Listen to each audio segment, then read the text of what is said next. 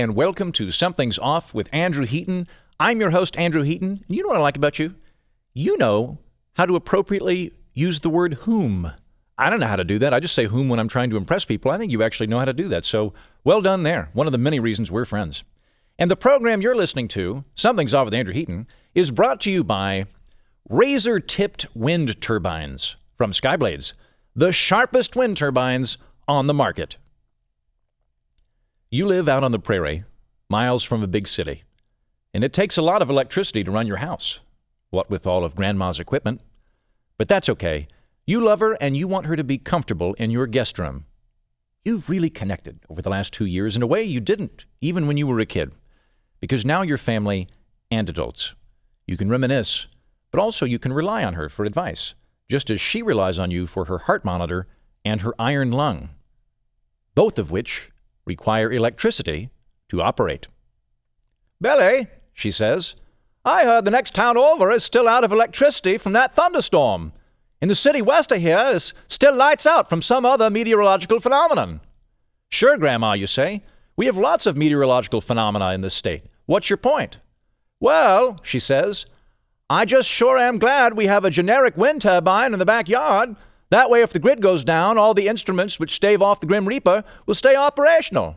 "Yep," you say, "sure is great to have that generic wind turbine." You head to the kitchen to make yourself a salad, but you notice the lights aren't on, or the air conditioner, or the heater, or the juicer. "Curious," you say. You check your phone, and there's a message. It's from the electric company. "Dear customer," it reads, "we forgot to turn the generator on today, so we're out of electricity. Whoops. We'll send extra electricity tomorrow to make up for it." "Nuts," you say. "Grandma, the power's out." "Better turn on that generic wind turbine in the yard," she says. You head to your workroom and reroute the electric circuits so that you're off-grid. Now your wind turbine can supply the electricity you need. You make 2 glasses of chocolate milk and hand one to Grandma. And that's when the electricity starts flickering. "Uh-oh," says Grandma. "What's that?" "I'm not sure," you say, as you notice her heart monitor blip on and off again. Her iron lung is definitely wheezing and asthmatic from lack of electricity. Grandma cranes her head out the window, and then she frowns. "Looks like the clouds are too thick," she says. "The clouds are too thick for our generic wind turbine. They're like butter knives. Billy, if only we had a sharper wind turbine. Now the clouds outside are just too robust for the wind turbines to hack through." "Grandma, I'm so sorry," you say. "We may not have electricity after all." Grandma sits down in the recliner and she sighs. "Well, that's too bad, Billy," she says. "I was planning to sign my will today and give you $15 million I never previously mentioned." "Oh, Grandma, I'm so sorry," you say, looking for a pen. "Maybe you should go ahead and sign that will now, though, because we don't really need electricity to sign paper." "Also, I was going to draw that treasure map I've been meaning to get to. There's a whole stash of gold buried in yonder hills." "Oh, well." "Maybe you should tell me where it is right now," you say. "Like, just mention the general vicinity of that treasure." And that's when her heart monitor shuts off.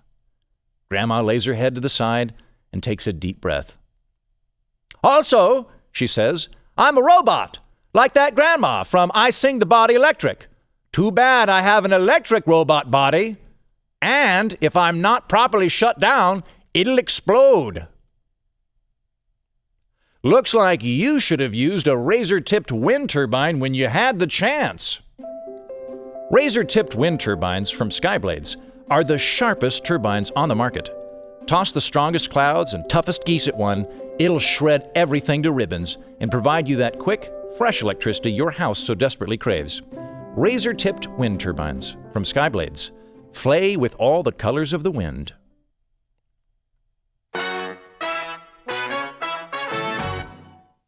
Before I bring on my guest, we're going to do another installment of How To with Heaton. This is where I explain how to do something in order to make your life a little bit brighter and easier. Today, how to understand political jargon. I'm going to translate political buzzwords for you so you can cut through the bull. Invest. Whenever a politician talks about investing, they mean spending. It's hard to say we're going to spend $1 billion to see if shrimp experience guilt.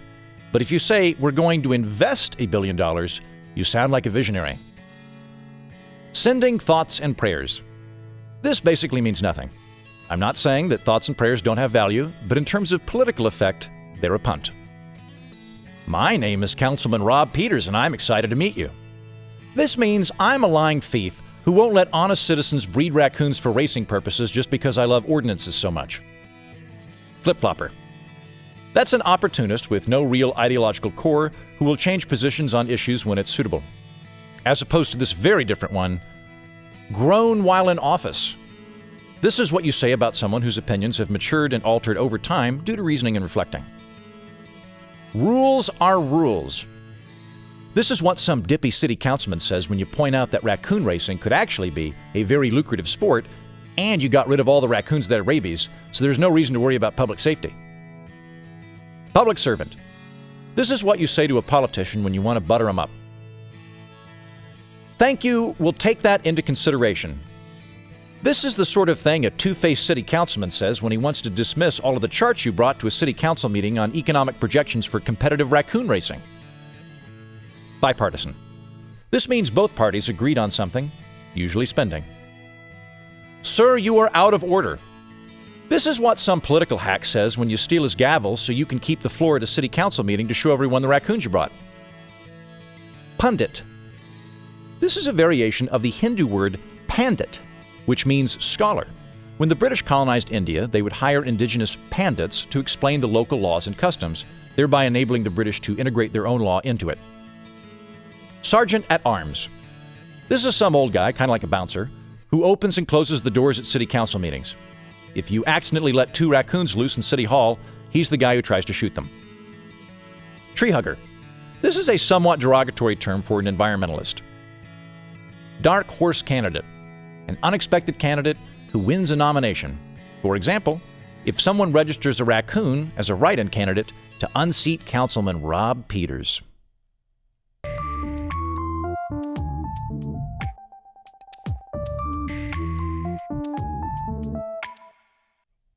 You guys, we're bringing back Alienating the Audience today, where I talk about science fiction or fantasy, or in this case, superheroes, with someone who's a deep thinker and knowledgeable and funny, and in this instance, all three. That is Megan Sass, my guest for today, a comedian. Megan, thank you for coming on. Thank you for having me. You've given me a lot to live up to here. I have to be deep thinking and well-spoken and sufficiently geeky in this interview now. And my producer Jennings is going to keep track of whenever you end a sentence with a preposition, and then we'll have a score at the end of it. It's a new thing we're doing to intimidate guests. But Great, you know what? fantastic. I still think you're going to do very well. And thank you. I'm excited to talk to you about superheroes and the politics of superheroes, in part because this is a realm that I feel like I am coherent in, but not fluent in. Mm-hmm. And I feel like you are very, very fluent in the subject of superheroes. And you had brought up wanting to talk about 3 in particular, Wonder Woman, Batman, and Superman. So why those 3? Well, first of all, let me say that fluency is relative. Mm-hmm. So I'm sure that there will be listeners that will say, wow, she really knows a lot about this. And there will be other listeners that say, wow, she has no idea what she's talking about. And she hasn't read these particular issues clearly. Are you accusing my audience of being super geeky? Is that what you're accusing my audience of? Guilty as charged. I'm complimenting your audience, and I'm hoping that they will prove to be geeky enough that they will leave comments that even I will learn something from. Oh, trust me, they will. That standard. We did one on Dune last week, and I've already received a couple of senior theses about Dune in email form. Fantastic. So I'm sure we'll get some good feedback. Great. So, yes, the 3 superheroes that I think are worth sort of discussing as we, delve into their ideas on politics and what politics they might represent and what kind of fans may be attracted to them, are Superman, Wonder Woman, and Batwoman. Batman, sorry. Batwoman, is interesting in her own right. Yes. Well, there's the whole Bat family. I did not know that. I knew that there's Robin, and I remember there being a Batgirl. I didn't know that there was a Batwoman. Well, so there's actually a number of Robins. Okay. And the first Robin grows up to become Nightwing. So you have that, and you have different incarnations of Batwoman. Some of them actually, one of them begins she's Batwoman, but she's also Robin, and then she's the spoiler. But you also have Batwoman. There was a Batwoman back in the early days of Batman, but there's the Batwoman that is more recent, and when people say Batwoman, that's what they're speaking about. Who was actually kicked out of the Marine Corps under Don't Ask, Don't Tell. Really? And then she basically came home, and her father trained her. Yes. And she's also so she's a lesbian. She is Jewish, and she's a redhead.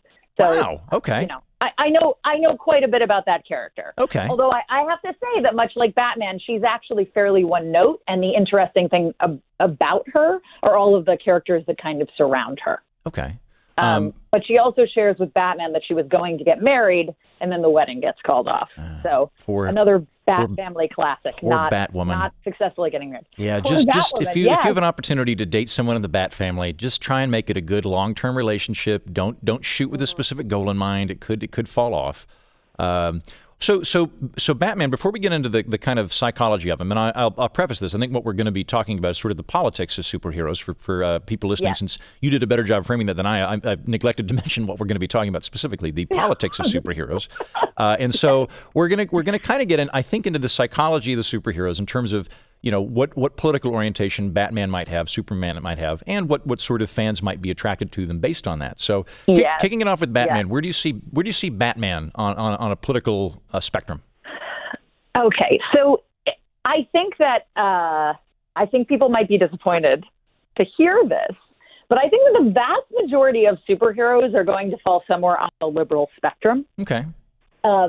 I think that, first of all, you've got to put into the context that these heroes were all created by a bunch of like liberal Jews for the most part. Yeah. People that either were the children of immigrants or immigrants themselves. And the comic book industry was created by people that were kept out of legitimate publishing jobs. And so they basically created this industry. So I think that most of the characters probably, they're also, you know, they're all about like the betterment of society and helping people. And so, there's a fair amount of handouts, justice handouts, if you will, that happen in the superhero world. But I think that the thing is the politics of the characters are probably whatever the readers think they are. And readers are going to ascribe qualities of themselves onto these characters as they read them. That's sort of what they're designed for. Right. So I think that Batman probably falls more into the sort of libertarian, into libertarian territory. He's super wealthy. He does give a lot of money to charity, but of course that's a choice he makes. Right. So that's a private contribution. And he is in a lot of ways a rejection of the system around him. And he's a vigilante. Can dive into this. He is a vigilante, but actually I want to talk about this particular comic book I just finished reading called White Knight. It's by Sean Murphy.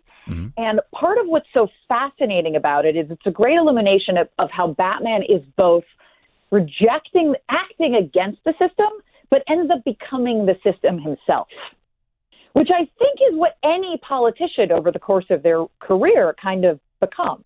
Yeah, I think it's hard to be a perpetual outsider. You can maybe affect that if you're a backbencher. But even then, I mean, we're seeing like Bernie Sanders, who was the kind of outsider candidate within the Democratic caucus, is now, sort of the ideological front runner in the race and has sort of stepped into the inner circle. So, yeah, I think you're right. Yes, although I sort of reject this idea that he was ever an outsider, frankly. Okay. I think that, he was in the system for years. There are certain things that you could say, most of his policies are very liberal, but there are certain things that are fairly conservative. He was also serving Vermont, not the country at large. And so I think that there's also this opportunity, depending on the career you have, to be viewed as an outsider while working within the system. But some of that is just marketing. I agree with you there. I mean, it's difficult to paint. Yeah. I think it's fair to say that he, caucused out with the Democratic Party because he did. But to say that Sanders was, just a complete outsider while also being a senator and a congressman for 30 years or whatever his track record is. Yes, at some point you have to sort of admit you are a politician, which is one of the weird things I find with politicians is that almost every politician you meet will readily explain to you how they're not a politician. It's the only job in America where you have to convince people you don't actually want or do the job you're doing. But that's me going off on a tangent. No, but that's in fact the most political thing you can do, right? Mm-hmm. That's just part of the playbook. To say I'm not a politician, I'm not one of them, is part of the playbook. Yeah, I was going to say Batman is that superhero who's like, oh, no, I'm not one of these superheroes, but he's a superhero. He's on the team. And he's buddies with the commissioner too, right? So there is it's not like he's operating in complete discord with the system. He's sort of adjacent to it. He's not even adjacent to it. At some point, he just is the system. Where he's like the system's dirty little secret that is in fact not a secret. Have you, out of curiosity, have you read much Simon Rich? He's not a comic book guy. He's a comedian. He used to write for SNL. But it wouldn't surprise me if you read some of his humorous books. I have not actually. They're really funny. I highly recommend it. But there's this. He has a story in one, or it's just a quick sketch where the commissioner asks to see Batman, and Batman comes in and he's like, "Well, the Joker escaped again," and he's like, "Again? This has happened 40 times. How are you letting this happen?" And he's like, it's fine. Like, just go get him. And then after a while, he's like, can you maybe just improve the jail? And they're like, yeah, we'll call Bruce Wayne. That guy's a sucker. He'll pay for anything. I thought, it does capture some of that ethos of the Batman universe. It's funny that those are the particular lines that you're saying here, because in White Knight, part of what gets revealed is that it's all interconnected. And in fact, there's this secret fund that's paying for all the damage that Batman is causing. And part of the outrage is that, oh, wow, like the taxpayers are paying $3 billion a year to clean up after Batman. But then it turns out it's actually all funneled through Wayne Enterprises properties. I was about to say, I would be amazed if the Koch brothers played into it. What a coup for the Koch fellows of Koch Fellow Institute, or the Koch Institute, if they managed to get some placement of that. But yeah, okay, Wayne Industries makes more sense. Well, but it also turns out that the biggest industry in Gotham is crime. All of the 1% in that city are making their money off of the crime industry. Okay. So it's all interconnected. That's, of course, I'm talking about one book, which I highly recommend. But I mean, the thing is also about a lot of these characters is these are not real people. I mean, clearly, just so everyone's clear, Batman, Superman, they're not real. And depending on the person who is writing them, it is going to be a slightly different version of that character. I think that there are elements of these characters that you just don't recognize them as being the character if those pieces aren't there. I mean, I do not recognize the Superman from the recent movies as being Superman. That's not Superman as far as I'm concerned. Real quick, go ahead. Sorry. Before we jump over to Superman, because we sort of pegged Batman as perhaps having libertarian elements or being libertarian friendly or something like that. I kind of view Iron Man as being in that same category. Like, I look at Iron Man and I basically see Elon Musk plus a jetpack of the sort of billionaire inventor type character. Like, are they? Would you put them in the same category? Well, they are in the same category in a lot of ways. First of all, they lack superpowers. Mm-hmm. So their superpowers are coming from technology and money. They're both super rich. They both sort of see themselves as playboys. I mean, I think that Iron Man, Tony Stark is truly a playboy. I think that you could argue that Bruce Wayne's playboyness is something that he puts on to sort of as its own kind of mask. Right. But I would certainly put them in the same category. And since you've brought up Marvel, I think something that is important to point out, and just so the audience is clear, that the two major publishers of comic books are DC, which actually gets its name from Detective Comics, which actually gets its name from the books that Batman was originally published in. And then you have Marvel. And you have other independent publishers. But basically, the things that separate these two genres, these two publishers, is that in DC you have these sort of godlike characters. You have these characters that were born with their superpowers and have this tremendous backstory, almost as if they're a king or a god, sort of like Superman, sort of like Wonder Woman, or they had their powers bestowed upon them for some greater purpose, like Green Lantern. Okay. And then Batman is outside of that pattern. In the Marvel universe, very often you have these characters that have that get their powers through some sort of accident. Right. It's happenstance. So like Spider-Man's Marvel, isn't he? So he gets bit by a radioactive spider. Greatness is thrust onto him. Yeah. Yes, exactly. And of course, you have that line from the movie, with great power comes great responsibility. Yeah. And Batman does not have superpowers. He operates in darkness. He's very much, I mean, in a lot of ways, he represents the best and the worst of humanity. And he has been categorized as a sort of Marvel character in the DC universe. And there is a debate among the fandom as to whether or not that's a fair statement. But I would say, like Captain America, for example, is almost a DC type superhero that exists in the Marvel universe. Well, he represents.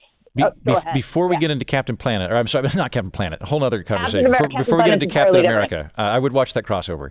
I do want to kind of hammer out Superman and Wonder Woman and kind of get this troika before we kind of start comparing DC and Marvel too heavily, because I think that's a better foundation there. So walk me through Superman then. So Batman, we've got this like tortured guy with no superpowers who is wealthy and a vigilante and potentially has maybe some libertarian leanings. How does Superman play out? Oh, well, Superman is the ultimate symbol of, truth, justice, and the American way. Right. Yeah. So he's this character, as a friend of mine says, Superman can operate in the light because Batman operates in the dark. And so he's the one that's sort of up front and center. People can look up to him.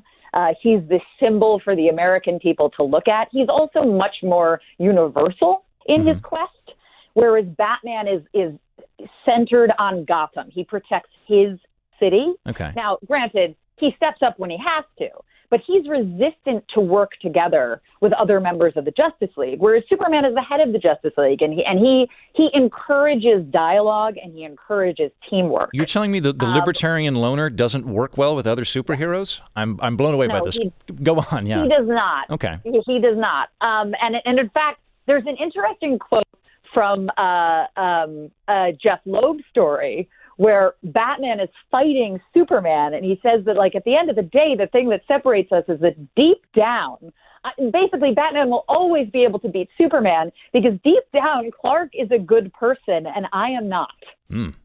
Okay. So Superman, look, I think that he represents the sort of, I think, if anything, he represents the Democratic Party, but he also represents the Democratic Party that we are familiar with, that like the progressive side of the left would say, you're too entrenched in the system.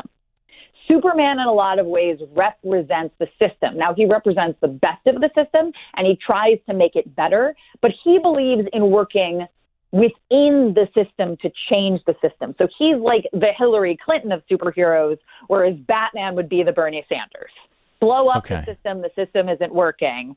Superman is, no, we can trust the system, we can improve it from within. Okay, so he's the establishment Democrat character, and I'm guessing exactly. somewhat broad-based too, I would think, but just because there is such a kind of like, in my understanding of Superman, it tends to be fairly broad shared cultural values that truth, justice, the American way, that I think virtually anybody could subscribe to that as a good philosophy. So I wouldn't think he'd be super focused, but I don't know. Yeah, I don't know that he's ever spouted off a particular party affiliation. I don't know that any of them have. Actually, I'm sure that they have. Although he's an avowed anti-Nazi, though, isn't he? Because weren't there Superman PSAs during World War II, or maybe he was an anti-communist? I can't remember, but I seem to recall there being Superman PSAs at one point. So they're all anti-Nazis. Good. The only one. Good. Hey, I'm glad to hear that. All of these characters, right? All of the characters are anti-Nazis, and except that when Captain America was a Nazi for a while, and I didn't know that. It's sort of like some of those Star Wars prequels. Like, I just pretend that didn't happen. Right. We're Okay. just going to pretend that that's not actually in the canon. He's just got a weird blip. The rest of them, yeah. Okay. Well, the other thing is there's so many alternate timelines and universes. You can sort of explain away anything in this world. But yes, there are PSAs that happen not just from Superman, but from many superheroes. And it wasn't just, we're fighting Nazis. It's also that you do not judge another person based on their race or creed or ethnicity. That's un-American. That is an un-American value to do such a thing. Yeah. Because some of these PSAs were about not just saying we're fighting people over there, but we're fighting hate here at home.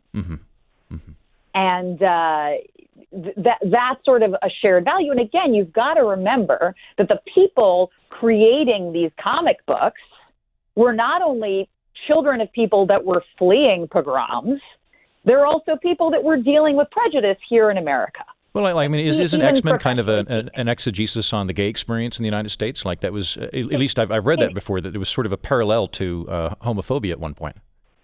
Yes, that is a common interpretation. I think that you could say that you could apply a lot of different forms of bigotry and map that onto the X-Men. But yes, that is a common thing, especially because it's like your powers kind of come in at puberty. Yeah. Okay. And you feel like an outsider.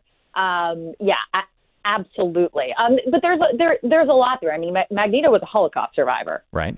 So there's, and I think with any of these, when you've got a comic book series spanning, anywhere from 30 to 50 years, you're going to have a lot. It's not going to be one note most of the time. It's going to have a lot of themes and a lot of different things that are explored. Right. Let's get to Wonder Woman, because she's the third of this troika that you wanted to talk about. So I know virtually nothing about Wonder Woman. I'm not familiar with that particular canon. So she's from the Amazon and she has an invisible plane. This is about all I know. She's from Themyscira. She has an invisible jet. Okay. And adjust my geek glasses as I correct your wording there. Thank you. And I used to actually describe her, as I was describing anybody, as a sort of libertarian piece of this, because in fact, Themyscira is isolated and they don't like outsiders and they're all trained in how to use weaponry. But Themyscira is essentially a commune. I mean, everybody has their jobs and everybody contributes and everybody lives with each other and off of each other. So it's really not in any way a libertarian paradise. If anything, it's like a working model of communism or socialism. Maybe, although I do need to swing in here. With libertarianism, the critique of communes is not sharing, nor is it any type of group dynamic. It's merely the obligatory enforcement of power to uphold it. So, like, I personally, I'm a big fan of co-ops, and I think communes are a pretty intriguing idea. My problem with them is if they're attempting to, like, hey, we've figured out the formula for how life should work, and now we're going to force you to participate in the way we believe you should participate. That's where it gets problematic. But you could have a libertarian city-state that would be very open to outsiders and very keen on communes, as long as you were able to leave and you didn't have to participate. Gotcha. Well, you have to participate in Themyscira. Right. Okay. So it's obligatory. You don't get to chill out. You don't get to go hang out in your cabin if you don't want to do something. You're also not supposed to leave. Oh, then definitely not libertarian. Part of the reason, right? Wonder Woman is outside of the rest of the Amazonians because she leaves and she chooses to live in the world of man. She's a diplomat.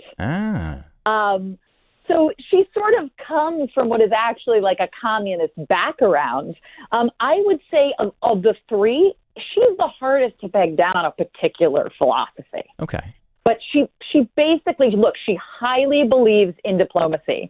The Amazonians are isolationists, okay, in fact, and out of a necessity for protection.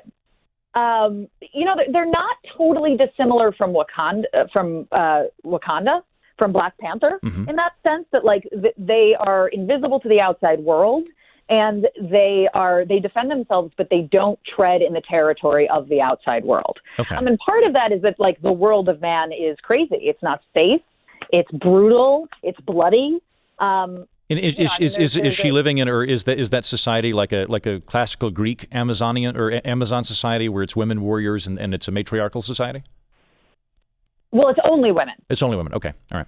Yeah. I mean, it would have to be all women. There's only women there. Okay. Did they ever explain where they came from? Oh, there are explanations. Okay, all right. I suppose they'd hit that eventually. Yeah. Yeah, there's one explanation that's not so great. I believe that was from the New 52. The explanation was that basically they seduce sailors and they impregnate themselves, and I think they like murder all the sailors afterwards. Oh, okay. I was about to say, so far, thanks, ladies, but if they're killing everybody, that's just I'm not going to give them a bad review on TripAdvisor. Right. Well, they're actually going out to find these sailors. They're not luring them into their own house. So they're visiting them on their boats. They're screwing them. They're murdering them. And then when they have my God, they're like roving sirens. The most terrifying thing I can imagine. Exactly. I mean, look, what a way to go, though. Yeah, you know what? If I was gonna between getting strangled by the Joker versus having a good fling on a fishing trawler out there on the coast of Brazil and then getting dumped off the side, okay, all right. You know what? I'd prefer that one.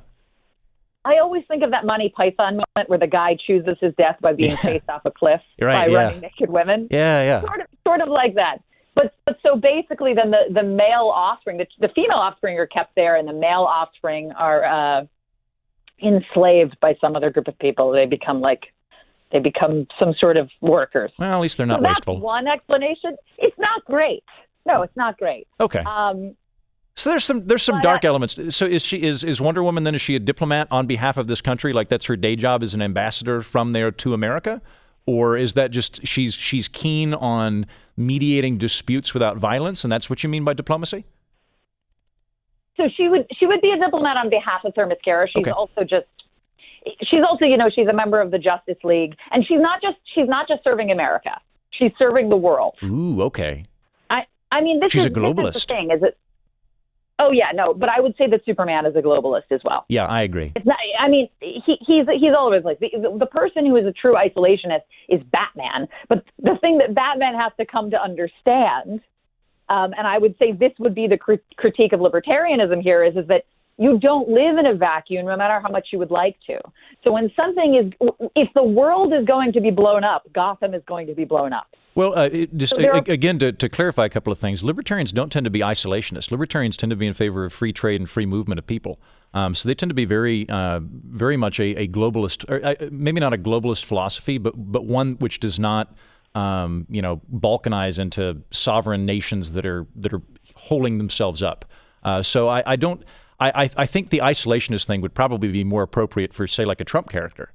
Trump, I think, is an isolationist, or at least when I try to make sense of his foreign policy entanglements, he seems to be an isolationist. Yeah, I don't know.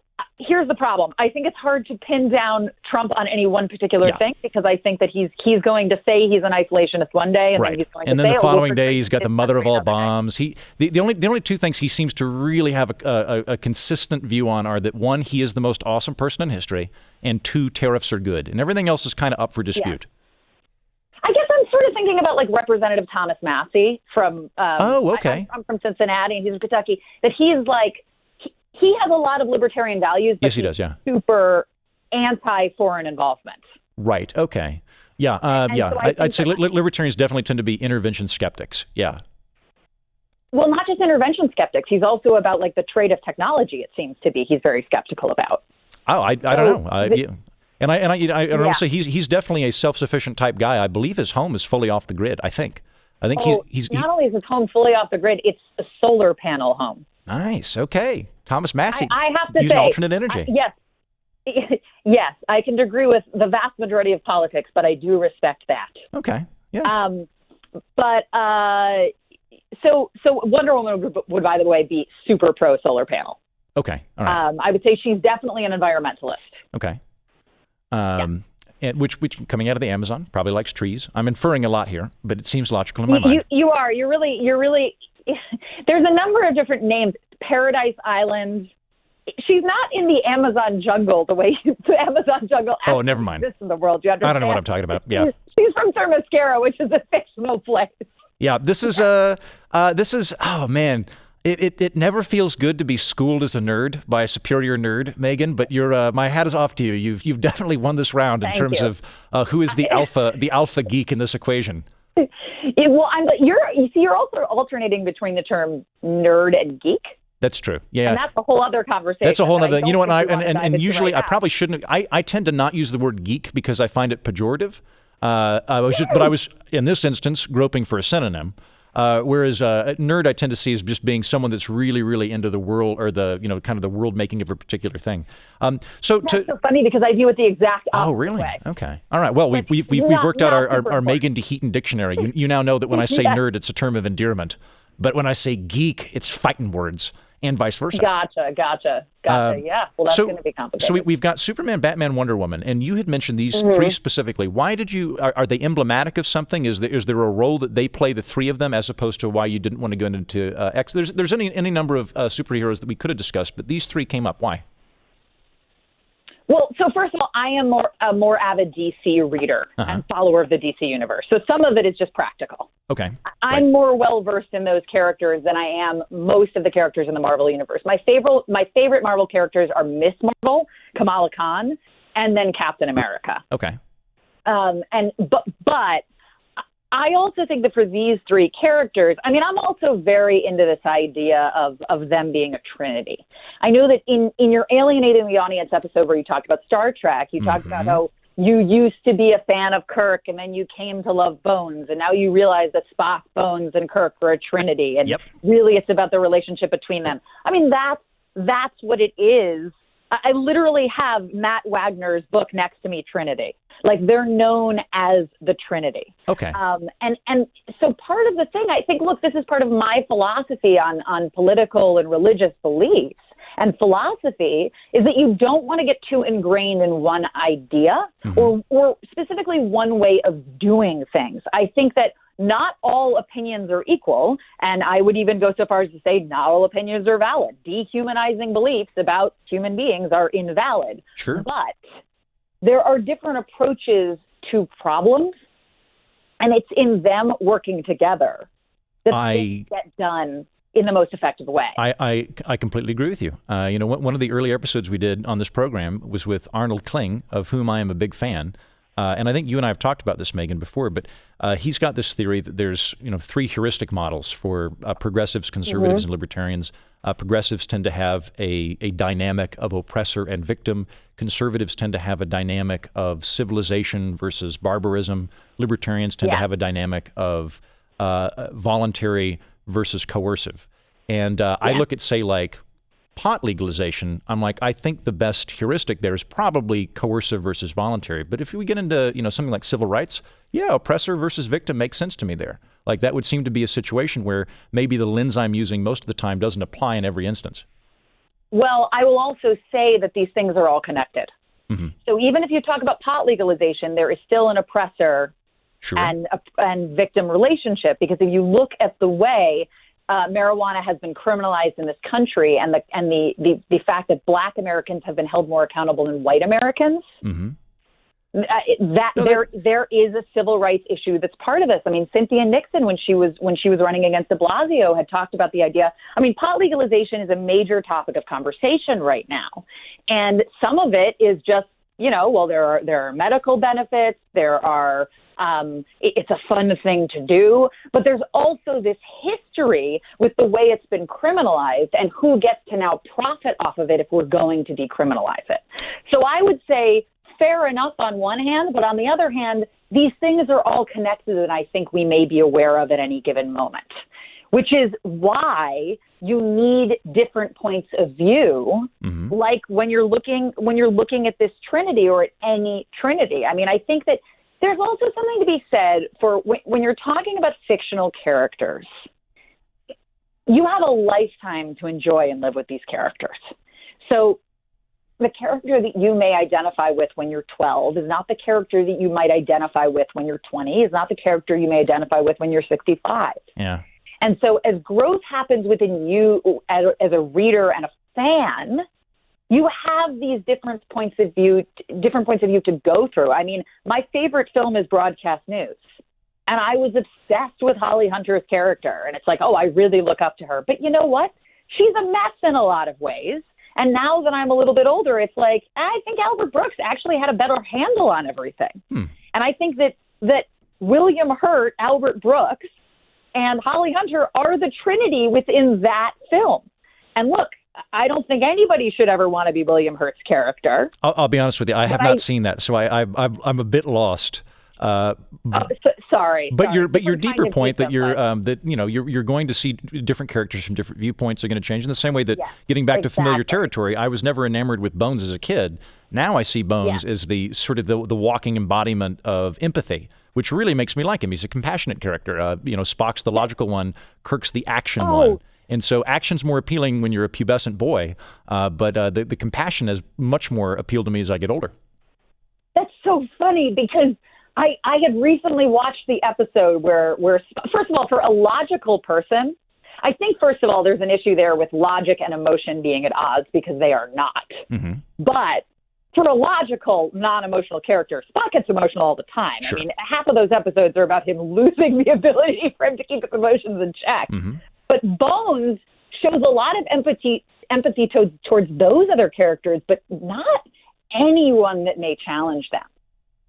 So, I mean, look, this is we've gone into previous episodes of your show now, but there is particularly an episode where Spock falls in love with this woman, and she's trying to keep him there, and Bones hates her from the beginning. Oh, like, there is no empathy for this woman or what she's going through. So, yeah. We'll tell you what, I'll pause that one for a future episode on Star Trek. But we're approaching the end of the program, so I wanted to ask you a question before you leave, and I'll fill out the same thing.